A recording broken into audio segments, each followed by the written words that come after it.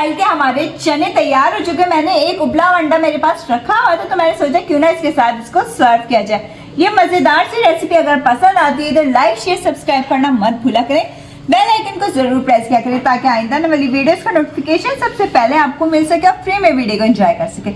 चले आपसे इजाजत चाहूंगी, अपना ख्याल रखिएगा, दुआओं में याद रखिएगा। अल्लाह हाफिज।